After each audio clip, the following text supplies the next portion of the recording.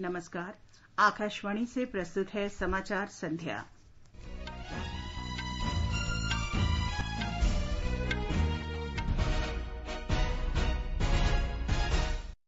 Unlock 1 के अंतर्गत कल से धार्मिक स्थल, शॉपिंग मॉल, रेस्तरां और होटल खोले जाएंगे। दिल्ली की सीमाएं कल से फिर खोल दी जाएंगी। जम्मू कश्मीर के शोपियां जिले में हुई मुठभेड़ में 5 आतंकवादी मारे गए। गृह मंत्री अमित शाह ने बिहार में भारतीय जनता पार्टी की पहली वर्चुअल रैली को संबोधित किया। कहा, कोरोना वायरस के खिलाफ लड़ाई में लोगों को एकजुट होना होगा। और देश में कोविड-19 संक्रमण से स्वस्थ होने की दर बढ़कर 48.37% हुई। अब तक 1,19,293 लोग स्वस्थ हुए।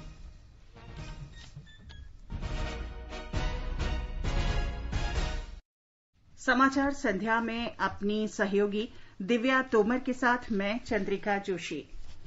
कोविड-19 लॉकडाउन के कारण बंद किए गए धार्मिक स्थल, शॉपिंग मॉल, रेस्टोरेंट, होटल और कार्यालय कल से खुलने के लिए तैयार हैं।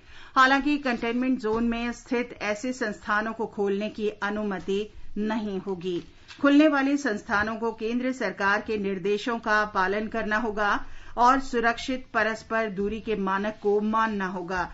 दिशा निर्देशों के अनुसार धार्मिक स्थानों में केवल उन्हीं लोगों को प्रवेश की अनुमति होगी जिनमें कोविड-19 के लक्षण नहीं पाए जाएंगे। इसके अलावा प्रसाद का अर्पण, वितरण और पवित्र जल छिड़कने की अनुमति नहीं होगी। प्रतिमाओं और पवित्र पुस्तकों को भी छूने की इजाजत नहीं होगी और मास्क पहनना अनिवार्य होगा। प्रत्येक व्यक्ति को कम से कम 6 फुट की दूरी बनाए रखने को कहा गया है। धार्मिक स्थलों में सामुदायिक रसोई, लंगर और अन्न दान तैयार करने और इसका वितरण करने के दौरान परस्पर सुरक्षित दूरी के मानकों का पालन करना होगा। जारी किए गए दिशा निर्देश के अनुसार शॉपिंग मॉल में केवल उन्हीं लोगों को प्रवेश की इजाजत होगी जिनमें कोविड के लक्षण नहीं पाए जाएंगे। इसके अलावा मॉल में बच्चों के खेलने वाले जगह और सिनेमा हॉल बिल्कुल बंद रहेंगे। इन जगहों पर सामाजिक दूरी का पालन हो सके यह सुनिश्चित करने के लिए मॉल प्रबंधन द्वारा पर्याप्त उपाय करने होंगे। फूड कोर्ट क्षेत्र में भी कुल बैठने की क्षमता का 50% ही उपयोग में लाने की इजाजत होगी। वहीं रेस्टोरेंट के लिए जारी किए गए दिशा निर्देश के अनुसार प्रवेश द्वार पर हाथों को धोने और थर्मल स्क्रीनिंग का प्रावधान करना होगा। इन जगहों पर लोगों को बैठकर खाने के बजाय खाद्य पदार्थों को ले जाने के प्रति प्रोत्साहित करने की सलाह दी गई है। इन जगहों पर कुल बैठने की क्षमता का 50% ही उपयोग में लाने की अनुमति होगी। वहीं होटलों में आने वाले आगंतुकों को अपने यात्रा का विवरण और स्वास्थ्य की स्थिति की जानकारी आगंतुक कक्ष पर उपलब्ध करानी होगी। आगंतुक के ठहरने वाले कक्ष और अन्य सेवाओं को समय समय पर सैनिटाइज करना होगा। साथ ही रसोई घर को भी समय समय पर सैनिटाइज करना होगा। आनंद कुमार, आकाशवाणी समाचार, दिल्ली। उधर गोवा में गिरजाघर और मस्जिद कल से नहीं खुलेंगे। संबंधित धर्मगुरुओं ने कहा है कि मौजूदा स्थिति पूजा स्थल फिर से खोले जाने के अनुकूल नहीं है। ऑल गोवा मुस्लिम जमात एसोसिएशन ने भी राज्य में बढ़ते संक्रमण को देखते हुए मस्जिदें 30 जून तक बंद रखने की बात कही है। कर्नाटक में धार्मिक स्थान, मॉल्स और होटल कल से खुल जाएंगे। हमारे संवाददाता ने बताया है कि मेट्रो रेल सेवा, सिनेमाघर और स्कूल अगले आदेश तक बंद रहेंगे। सामाजिक अंतर, मास्क और हाथ धोने के निबंधन के साथ कल मंदिर, मस्जिद और चर्च खोले जाएंगे। शॉपिंग मॉल, होटल और रेस्टोरेंट में भी इसी का पालन होगा। सैनिटाइजर और टेम्परेचर स्कैनर की सुविधा दी जाएगी। 10 साल से छोटे बच्चे और 65 साल के ऊपर बुजुर्गों को प्रवेश नहीं दिया जाएगा। होटल में ठहरने का नियम भी स्पष्ट किया गया है। जंगल लॉजेस और रिजॉर्ट्स में सिर्फ 1 दिन के लिए प्रवेश का अवसर दिया जाएगा। इससे पहले सभी के स्वास्थ्य की जांच की जाएगी। सुधींद्र, आकाशवाणी समाचार, बेंगलुरु। अरुणाचल प्रदेश में राज्य सरकार ने सभी धार्मिक स्थलों और पूजा घरों को 30 जून तक बंद रखने की घोषणा की है। राज्य के स्वास्थ्य सचिव पी पार्थिवन ने कल इस संबंध में आदेश जारी किया। असम में धार्मिक स्थल, होटल और मॉल कल से खुल जाएंगे। सरकारी सूत्रों ने बताया है कि इस दिशा में विशेष दिशा निर्देश पहले ही जारी किए जा चुके हैं। हमारे संवाददाता ने खबर दी है कि सामुदायिक निगरानी कार्यक्रम का अगला चरण भी कल से गांवों में शुरू हो जाएगा। केरल में कोविड संक्रमण के मामले लगातार बढ़ते जा रहे हैं। आज 107 नए मामले सामने आए। राज्य में संक्रमण के मामले बढ़कर 1095 हो चुके हैं। इस बीच राज्य सरकार ने कल से सभी सरकारी कार्यालयों को 100% उपस्थिति के साथ खोलने का आदेश दिया है। हालांकि कंटेनमेंट जोन वाले इलाकों में प्रतिबंध पहले की तरह जारी रहेगा। सरकारी कार्यालयों के साथ ही सार्वजनिक क्षेत्र के कार्यालय तथा अर्ध सरकारी क्षेत्र के कार्यालय भी कल से खुल जाएंगे। अगले आदेश तक सप्ताह के प्रत्येक शनिवार को राज्य में अवकाश रहेगा। संस्कृति मंत्रालय ने भारतीय पुरातत्व सर्वेक्षण द्वारा संरक्षित 820 ऐतिहासिक स्मारकों को कल से खोलने की अनुमति दे दी है। केंद्रीय संस्कृति मंत्री प्रहलाद सिंह पटेल ने एक ट्वीट में इसकी जानकारी दी। कोविड महामारी को देखते हुए सभी स्मारकों में गृह मंत्रालय और स्वास्थ्य एवं पर्यावरण कल्याण मंत्रालय द्वारा जारी दिशा निर्देशों का अनुपालन किया जाएगा। देश में 3,691 स्मारक तथा पुरातात्विक स्थल भारतीय पुरातत्व सर्वेक्षण द्वारा संरक्षित हैं। कोविड महामारी को देखते हुए इन स्मारकों और स्थलों को 17 मार्च तक बंद कर दिया गया था। दिल्ली की सीमाएं कल से खोल दी जाएंगी। दिल्ली के मुख्यमंत्री अरविंद केजरीवाल ने आज कहा कि जब तक कोविड महामारी का प्रकोप जारी रहता है तब तक दिल्ली के अस्पतालों में केवल यहां के निवासियों का ही इलाज किया जाएगा। श्री केजरीवाल ने बताया कि होटल और बैंक्वेट हॉल को छोड़कर सभी शॉपिंग मॉल, रेस्तरां और पूजा स्थल कल से खोल दिए जाएंगे। श्री केजरीवाल ने बताया कि राज्य मंत्रिमंडल ने लोगों और राज्य सरकार द्वारा गठित विशेषज्ञ समिति से मिले सुझाव के आधार पर यह फैसला लिया है कि दिल्ली के अस्पतालों में दिल्ली से बाहर रहने वालों का इलाज नहीं किया जाएगा। केंद्र शासित प्रदेश जम्मू कश्मीर के शोपियां जिले में जैनपुरा बेल्ट के रिबन गांव में आतंकवादियों और सुरक्षा बलों के बीच हुई मुठभेड़ में 5 आतंकवादी मारे गए। श्रीनगर के रक्षा प्रकोष्ठ के जनसंपर्क अधिकारी कर्नल राजेश कालिया ने इसकी जानकारी दी। रक्षा प्रवक्ता ने बताया कि इलाके में इन आतंकवादियों का सुराग मिलने पर पुलिस, आरआर और सीआरपीएफ के संयुक्त दल ने रिबन गांव में घेराबंदी और तलाशी अभियान शुरू किया। उन्होंने बताया कि सुरक्षा बलों के संयुक्त दल जैसे ही संदिग्ध स्थान की ओर बढ़े तभी वहां छिपे आतंकवादियों ने गोलीबारी शुरू कर दी। शोपियां और कुलगांव जिलों में एहतियात के तौर पर इंटरनेट सेवाएं बंद कर दी गई हैं। जम्मू कश्मीर से एक अन्य खबर में बताया गया है कि पाकिस्तानी सैनिकों ने केरन और रामपुर सेक्टरों में आज दिन के 11 बजे और 12:40 पर 2 बार संघर्ष विराम का उल्लंघन किया। पाकिस्तान सैनिकों ने कुपवाड़ा और बारामूला जिलों के केरन और रामपुर सेक्टरों में नियंत्रण रेखा पर अकारण गोलीबारी की, जिसका भारतीय सेना ने करारा जवाब दिया। ये समाचार हमारी वेबसाइट newsonair.com/hindi और हमारे mobile app news on AIR पर भी उपलब्ध हैं। अपने साथ अपनों का ध्यान रखो, बड़े बुजुर्गों का तुम ध्यान रखो। महामारी से लड़ना है बहुत जरूरी, ज्यादा पास न जाना, रखो 2 गज दूरी। सुरक्षित दादा दादी नाना नानी अभियान, अपने साथ अपनों का ध्यान।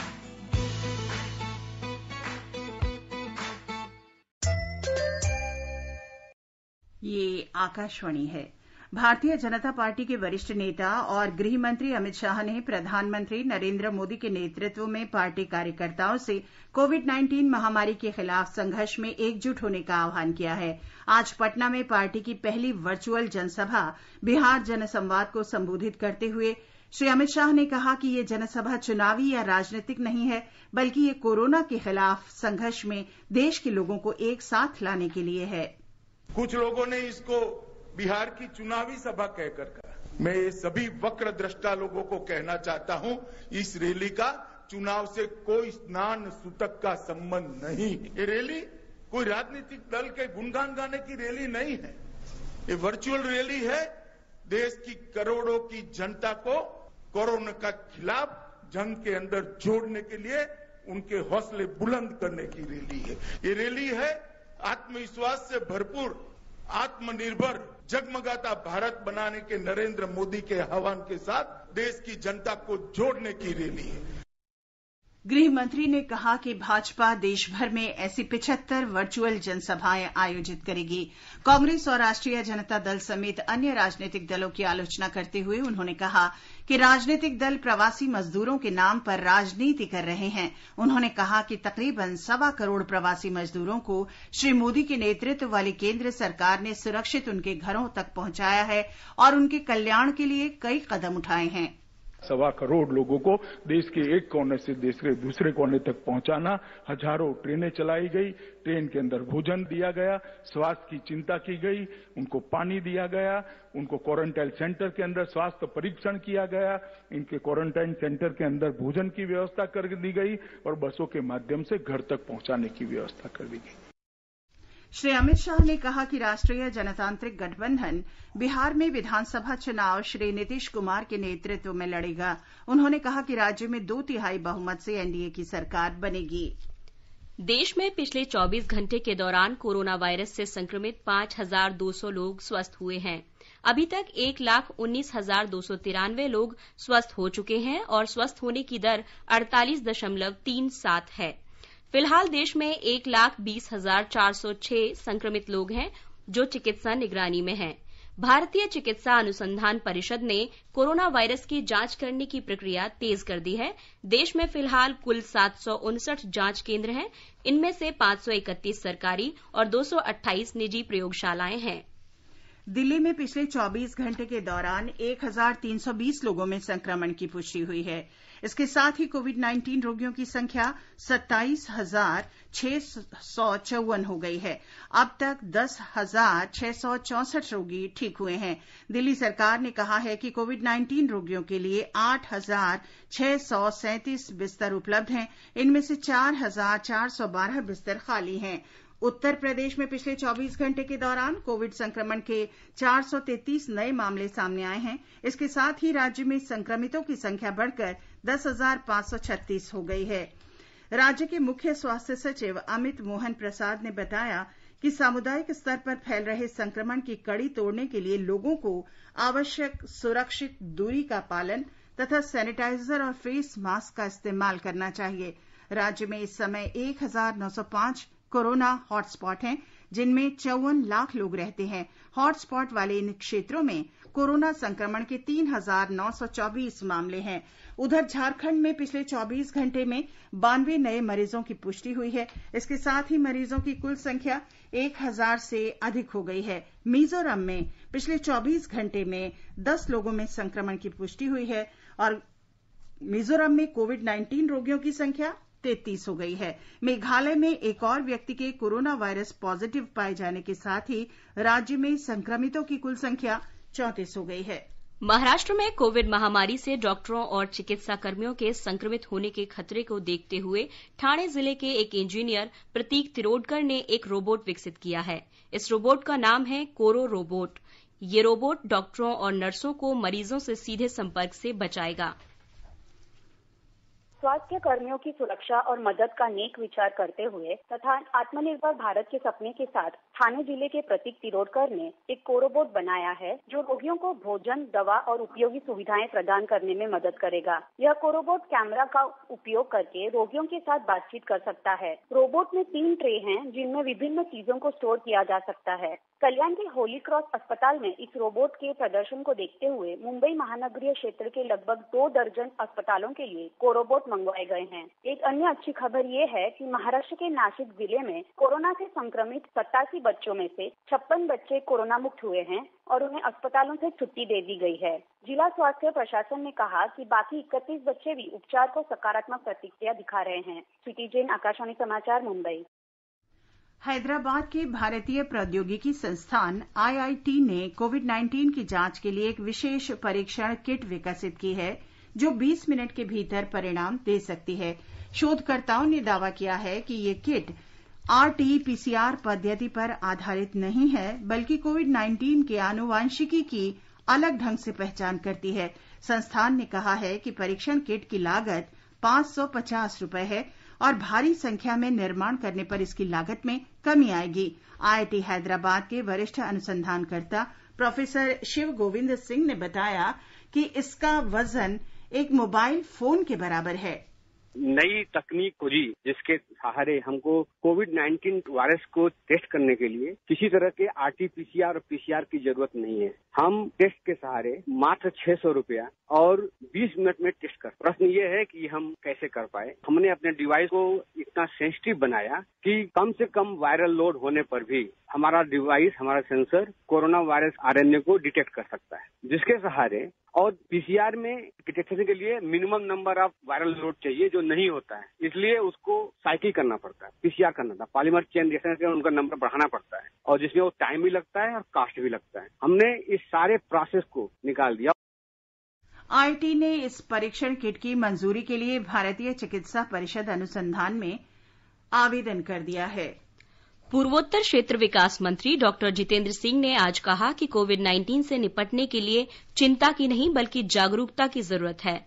कोविड-19 के रोगियों की निगरानी के लिए पहली स्वदेशी प्रणाली कोविड बीप का लोकार्पण करते हुए डॉक्टर सिंह ने कहा कि ये कोविड को रोकने के लिए मुख्य प्रतिरोधक के रूप में उभरेगा। इसे हैदराबाद के कर्मचारी राज्य बीमा निगम, मेडिकल कॉलेज ने और हैदराबाद के भारतीय प्रौद्योगिकी संस्थान तथा परमाणु ऊर्जा विभाग ने मिलकर विकसित किया है। National biomedical resources indigenisation consortium NBRIC ने सरकारी निजी भागीदारी से कोविड-19 की एक परीक्षण किट विकसित की है। ये संस्थान केंद्र सरकार के जैव प्रौद्योगिकी विभाग से संबंधित है। NBRIC ने एक बयान में बताया कि स्वदेश में विकसित ये किट एलिजा RT-PCR पर आधारित है। भारतीय नियामक प्राधिकरण ने इसके निर्माण की अनुमति दे दी है और इसकी आपूर्ति छत्तीसगढ़ सरकार को की जा रही है। आकाशवाणी का समाचार सेवा प्रभाग आज फोन इन कार्यक्रम में कोविड-19 पर विशेष परिचर्चा प्रसारित करेगा। लेडी हार्डिंग मेडिकल कॉलेज अस्पताल के मेडिसिन विभाग की प्रोफेसर डॉक्टर अपर्णा अग्रवाल परिचर्चा में भाग लेंगी। श्रोता स्टूडियो में सीधे फोन कर विशेषज्ञों से सवाल पूछ सकते हैं। नंबर है 011-233-14444। हमारा टोल फ्री नंबर है 1800-115767। ये कार्यक्रम रात 9:30 से FM गोल्ड और अतिरिक्त मीटरों पर सुना जा सकता है। आकाशवाणी का समाचार सेवा प्रभाग विशेषज्ञ की राय श्रृंखला में कोविड-19 के बारे में चिकित्सा विशेषज्ञों की राय प्रसारित करता है। इस श्रृंखला में अखिल भारतीय आयुर्विज्ञान संस्थान एम्स नई दिल्ली में गठिया रोग विभाग प्रमुख डॉक्टर उमा कुमार ने लोगों को परस्पर सामाजिक दूरी बनाए रखने के मानकों का पालन करने, हाथों की स्वच्छता तथा खांसते और छींकते समय सावधानी बरतने की सलाह दी है। इस वायरस का क्योंकि कोई ट्रीटमेंट अवेलेबल नहीं है, इसलिए जो बिहेवियरल थेरेपी है लाइक हैंड हाइजीन, हाथों का बार बार धोना सोप वाटर से 20 सेकंड तक, या फिर हैंड सैनिटाइजर यूज करना, सोशल या फिजिकल डिस्टेंसिंग मेंटेन करना, कॉफ एटिकेट्स, खांसने छींकने का एक प्रॉपर तरीका जो है वो समझना और उसको फॉलो करना। Public health foundation of India के अध्यक्ष डॉक्टर के श्रीनाथ रेड्डी ने कहा है कि कोविड-19 के मामलों में भारत अन्य देशों से बेहतर स्थिति में है और इसके लिए किए जा रहे उपायों के अच्छे परिणाम सामने आ रहे हैं। अब तक जो नतीजे निकले हैं उससे पता चलता है कि ये वायरस का प्रभाव को रोकने में हम काफी कामयाबी हासिल कर चुके हैं दूसरे देशों के मुकाबले में। आज का हालात जो है उसमें कोई संशय नहीं है कि हमारा हालात दूसरे देशों के मुकाबले में बेहतर है इस वायरस को डट के मुकाबला देने में। ये समाचार हमारी वेबसाइट newsonair.com/hindi और हमारे mobile app news on AIR पर भी उपलब्ध है। आगे बढ़ने से पहले मुख्य समाचारों पर एक नजर। अनलॉक 1 के अंतर्गत कल से धार्मिक स्थल, शॉपिंग मॉल, रेस्तरां और होटल खोले जाएंगे। दिल्ली की सीमाएं कल से फिर खोल दी जाएंगी। जम्मू कश्मीर के शोपियां जिले में हुई मुठभेड़ में 5 आतंकवादी मारे गए। गृहमंत्री अमित शाह ने बिहार में भारतीय जनता पार्टी की पहली वर्चुअल रैली को संबोधित किया। कहा, कोरोना वायरस के खिलाफ लड़ाई में लोगों को एकजुट होना होगा और देश में कोविड-19 संक्रमण से स्वस्थ होने की दर बढ़कर 48.37% हुई। अब तक 1,19,293 लोग स्वस्थ हुए। केंद्र सरकार ने प्रवासी मजदूरों और जरूरतमंद लोगों को राहत देने के लिए कई कदम उठाए हैं। इनकी मदद के लिए सरकार ने मनरेगा के तहत 1,01,500 करोड़ रुपए की राहत दी है। मनरेगा के तहत राष्ट्रीय स्तर पर मजदूरी 182 रुपए से बढ़ाकर 202 रुपए प्रतिदिन कर दी गई है। जिन लोगों के पास राशन कार्ड नहीं है उन्हें भी 2 महीने के लिए अनाज उपलब्ध कराया गया है। हमारे संवाददाता ने बताया है कि प्रत्येक महीने प्रति व्यक्ति 5 किलोग्राम चावल या गेहूं और प्रति परिवार 1 किलोग्राम दाल या चना भी दिया गया है। देश भर के 2.5 करोड़ किसानों और मछुआरों को किसान क्रेडिट कार्ड के माध्यम से रियायती ऋण उपलब्ध कराने के लिए 2 लाख करोड़ रुपए की राशि आवंटित की गई है। वहीं पीएम किसान योजना के तहत किसानों को 2,000 रुपए दिए जा रहे हैं। इसके अलावा 3 करोड़ गरीब बुजुर्गों, दिव्यांगजनों और विधवाओं को राहत देने के लिए 1,000 रुपए सहायता राशि के रूप में दी जा रही है। सड़क के किनारे फेरी वालों के लिए केंद्र सरकार द्वारा 5,000 करोड़ रुपए के पैकेज की घोषणा की गई है। इसके तहत 50 लाख सड़क विक्रेता 10,000 रुपए तक का लोन ले सकते हैं। वहीं प्रधानमंत्री आवास योजना के तहत प्रवासी मजदूरों और गरीब शहरी लोगों के लिए किफायती आवास उपलब्ध कराया जाएगा। लॉकडाउन के दौरान देश भर के प्रवासी मजदूरों को उनके गृह राज्य पहुंचाने के लिए रेलवे पिछले महीने की 1 तारीख से श्रमिक स्पेशल ट्रेन चला रहा है। सुपर्णा सैकिया के साथ मैं दीपेंद्र कुमार, आकाशवाणी समाचार। सरकार ने आज कहा कि राज्य और केंद्र शासित क्षेत्र आत्मनिर्भर भारत पैकेज के तहत 4,42,000 टन खाद्यान्न ले चुके हैं। उपभोक्ता मामलों के मंत्रालय ने कहा है कि आत्मनिर्भर भारत पैकेज के तहत केंद्र ने लगभग 8 करोड़ प्रवासी मजदूरों, फंसे और जरूरतमंद परिवारों और बगैर राशन कार्ड वाले लोगों को 8 लाख टन खाद्यान्न उपलब्ध कराने का फैसला किया है। सभी प्रवासी मजदूरों को प्रति व्यक्ति 5 किलोग्राम खाद्यान्न मई और जून माह के लिए मुफ्त वितरित किया गया है। मंत्रालय ने कहा है कि राज्य और केंद्र शासित क्षेत्रों में 20 लाख से ज्यादा लाभार्थियों को 10,000 टन खाद्यान्न वितरित किया गया है। केंद्र सरकार ने 1 करोड़ 96 लाख प्रवासी परिवारों को दाल वितरित करने की मंजूरी दी है। इसके अलावा लोगों को प्रति परिवार मई और जून के लिए 1 किलोग्राम दाल भी दी जाएगी। राज्यों और केंद्र शासित क्षेत्रों को तकरीबन 28,000 टन चने भी भेजे गए हैं। विभिन्न राज्यों और केंद्र शासित क्षेत्रों में 15,000 टन से ज्यादा चने ले लिए गए हैं और 631 टन चने का वितरण कर दिया है। बिहार में सभी पात्र प्रवासी मजदूरों को मतदाता सूची के अद्यतन के दौरान इसमें सम्मिलित किया जाएगा। मुख्य निर्वाचन अधिकारी HR श्रीनिवास ने बताया कि सभी जिलाधिकारी, वरिष्ठ पुलिस अधीक्षक और पुलिस अधीक्षक आगामी विधानसभा चुनावों के लिए मतदाता सूची के विशेष आंशिक संशोधन की शुरुआत करेंगे। मतदाता सूची की अद्यतन प्रक्रिया जारी है। राज्य में लौटे उन लोगों को मतदाता सूची में शामिल करने का प्रयास किया जाएगा जिनका नाम मतदाता सूची में नहीं है। अब तक देश के विभिन्न हिस्सों से लगभग 25 लाख प्रवासी मजदूर बिहार वापस लौटे हैं। जम्मू कश्मीर सरकार ने कोविड लॉकडाउन की वजह से देश के विभिन्न हिस्सों में फंसे राज्य के करीब 1,13,971 लोगों को लखनपुर के रास्ते और विशेष रेलगाड़ियों से वापस राज्य में पहुंच चुके हैं। विभिन्न राज्यों से 46 विशेष रेलगाड़ियों के जरिए करीब 36,084 लोग जम्मू और उधमपुर रेलवे स्टेशनों पर उतरे हैं, जबकि लखनपुर के रास्ते 77,887 लोग राज्य में वापस लौट चुके हैं। जम्मू कश्मीर की हज समिति ने 2020 में हज यात्रा करने की बुकिंग कराने वाले हज यात्रियों के लिए टिकट रद्द करने और उसका पूरा पैसा वापस पाने की सुविधा शुरू की है।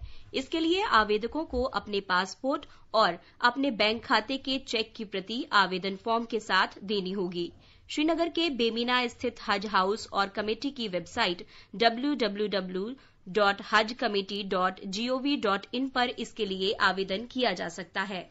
राष्ट्रीय होटल प्रबंधन परिषद की संयुक्त प्रवेश परीक्षा NCHM JEE 2020 स्थगित कर दी गई है। एक ट्वीट संदेश में मानव संसाधन विकास मंत्री रमेश पोखरियाल निशंक ने कहा कि वर्तमान स्थिति और उम्मीदवारों के अनुरोध को देखते हुए ये फैसला किया गया है। उन्होंने कहा कि नई तारीखों की घोषणा उचित समय पर कर दी जाएगी। जाने माने क्रिकेट खिलाड़ी सचिन तेंदुलकर ने लोगों से अपील की है कि कोरोना योद्धाओं का सम्मान करें। हमारे लिए कुछ फरिश्ते मैदान पर उतरे हैं। डॉक्टर्स, नर्सेस, वार्ड बॉयज और सारा मेडिकल स्टाफ हमारा ख्याल रख रहे हैं। कुछ लोग हम तक जरूरी सामान टाइम पर पहुंचाने में लगे हुए हैं। पुलिस हमारी सुरक्षा कर रही है। ये सब लोग फरिश्ते हैं जो अपने बारे में ना सोचकर हमारे लिए काम कर रहे हैं और हमें सुरक्षित रख रहे हैं। इनके हौसले पर देश की उम्मीदें टिकी हुई है। तो जब भी आप ऐसे किसी उम्मीद के फरिश्ते से मिले तो उन्हें जरूर दिल से धन्यवाद कहिएगा। इससे उनका हौसला और बढ़ेगा। हमारा हर एक काम देश के नाम। जय हिंद।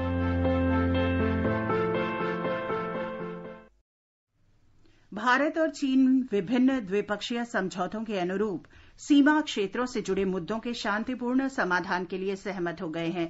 दोनों देशों के नेताओं के बीच द्विपक्षीय संबंधों के समग्र विकास के लिए भारत चीन सीमा क्षेत्रों में शांति और स्थिरता की आवश्यकता पर सहमति बनी थी। विदेश मंत्रालय ने कहा है कि लेह स्थित कोर कमांडर और चीन के कमांडर के बीच कल की बैठक सौहार्दपूर्ण और सकारात्मक माहौल में हुई। अब एक नजर कल के मौसम पर। राजधानी दिल्ली में दिन के समय तेज हवाएं चलने का अनुमान है। हालांकि न्यूनतम तापमान 22 डिग्री सेल्सियस और अधिकतम लगभग 35 डिग्री सेल्सियस रहने का अनुमान है। मुंबई में आमतौर पर बादल छाए रहेंगे। कहीं कहीं बारिश या गरज के साथ तेज बौछार हो सकती है। न्यूनतम तापमान 25 डिग्री और अधिकतम 33 डिग्री सेल्सियस तक रह सकता है। दक्षिण की बात करें तो चेन्नई में आमतौर पर बादल छाए रहेंगे। न्यूनतम तापमान 27 और अधिकतम 39 डिग्री सेल्सियस रहने की संभावना है। कोलकाता में आंशिक रूप से बादल छाए रहेंगे और 1 या 2 बार वर्षा होने या गरज के साथ छींटे पड़ने की संभावना है। न्यूनतम तापमान 27 और अधिकतम 37 डिग्री सेल्सियस के आसपास रह सकता है। हैदराबाद में बादल छाए रहेंगे और तापमान 26 से 36 डिग्री सेल्सियस के बीच रहेगा। बेंगलुरु में भी 1 या 2 बार बौछार पड़ने की संभावना के साथ तापमान 22 डिग्री से 30 डिग्री सेल्सियस के बीच रहेगा। उधर अहमदाबाद में शाम या रात के समय तेज बौछार हो सकती है। तापमान 23 से 35 डिग्री सेल्सियस के बीच रहेगा। भोपाल में हल्के बादल छाए रहेंगे। तापमान 25 डिग्री से 36 डिग्री सेल्सियस के बीच रहेगा और धूल भरी आंधी की संभावना है। पटना में आसमान साफ रहेगा। तापमान 26 से 35 डिग्री सेल्सियस के आसपास रहेगा। गुवाहाटी में बादल छाए रहेंगे। कहीं कहीं गरज के साथ तेज बौछार भी हो सकती है। तापमान 25 से 35 डिग्री सेल्सियस के बीच रहेगा। उत्तर की ओर चलें तो देहरादून में आंशिक रूप से बादल छाए रहने के साथ गरज के साथ तेज बौछार हो सकती है। तापमान 22 डिग्री से 34 डिग्री सेल्सियस रहेगा। जम्मू में आमतौर पर आसमान साफ रहेगा। शाम के समय बादल हो सकते हैं। तापमान 24 से 37 डिग्री के बीच रहने का अनुमान है। श्रीनगर में न्यूनतम तापमान 13 और अधिकतम 29 डिग्री सेल्सियस के आसपास रहने की संभावना है। आंशिक रूप से बादल छाए रहेंगे, जबकि दोपहर बाद शाम को या रात के समय बादल छा सकते हैं। गिलगित में आमतौर पर आसमान साफ रहेगा। शाम के समय हल्के बादल छाए रहने की संभावना है। न्यूनतम तापमान 17 डिग्री सेल्सियस और अधिकतम 38 डिग्री सेल्सियस के आसपास रहने की संभावना है। मुजफ्फराबाद में आंशिक रूप से बादल छाए रहने की संभावना है। न्यूनतम तापमान 20 और अधिकतम लगभग 34 डिग्री सेल्सियस रह सकता है। समाचार कक्ष से नवीन सक्सेना। इस बीच दक्षिण पश्चिम मानसून दक्षिण भीतरी कर्नाटक, आंध्र प्रदेश के रायलसीमा के कुछ हिस्सों तथा तमिलनाडु के ज्यादातर स्थानों और बंगाल की खाड़ी के दक्षिण पश्चिम की तरफ और आगे बढ़ रहा है। राष्ट्रीय मौसम पूर्वानुमान केंद्र के अनुसार दक्षिण पश्चिम मानसून के गोवा, कर्नाटक और तमिलनाडु के बाकी हिस्सों के ओर आगे बढ़ने के लिए भी अनुकूल परिस्थितियां बन रही हैं। महाराष्ट्र, तेलंगाना, सिक्किम, ओडिशा और पश्चिम बंगाल के कई हिस्सों में भी आने वाले दिनों में मानसून का प्रभाव दिख सकता है। आज विश्व खाद्य सुरक्षा दिवस है। ये दिवस खाद्य सुरक्षा, मानव स्वास्थ्य, आर्थिक समृद्धि, कृषि, बाजार पहुंच, पर्यटन और सतत विकास में योगदान की ओर ध्यान आकर्षित करने और कार्रवाई के लिए प्रेरित करने के लिए मनाया जाता है। इस अवसर पर उपराष्ट्रपति एम वेंकैया नायडू ने युवाओं से विशेष रूप से जंक फूड से बचने और स्वस्थ रहने का आग्रह किया। खाद्य मंत्री रामविलास पासवान ने कहा कि शुद्ध, पौष्टिक और मिलावट रहित भोजन प्रत्येक नागरिक का अधिकार है। उन्होंने कहा कि सुरक्षित खाद्य मानकों को सुनिश्चित करने और बनाए रखने के लिए सभी का सतर्क और जागरूक रहना जरूरी है। नेपाल में 213 और लोग जांच में कोविड से संक्रमित पाए गए हैं। स्वास्थ्य और जनसंख्या मंत्रालय के अनुसार देश में कोरोना से संक्रमित लोगों की संख्या बढ़कर 3,448 हो गई है। और अंत में मुख्य समाचार एक बार फिर। अनलॉक 1 के अंतर्गत कल से धार्मिक स्थल, शॉपिंग मॉल, रेस्तरां और होटल खोले जाएंगे। दिल्ली की सीमाएं कल से फिर खोल दी जाएंगी। जम्मू कश्मीर के शोपियां जिले में हुई मुठभेड़ में 5 आतंकवादी मारे गए। गृह मंत्री अमित शाह ने बिहार में भारतीय जनता पार्टी की पहली वर्चुअल रैली को संबोधित किया। कहा, कोरोना वायरस के खिलाफ लड़ाई में लोगों को एकजुट होना होगा और देश में कोविड-19 संक्रमण से स्वस्थ होने की दर बढ़कर 48.37% हुई। अब तक 1,19,293 लोग स्वस्थ हुए हैं। इसके साथ ही समाचार संध्या का ये अंक समाप्त हुआ। नमस्कार।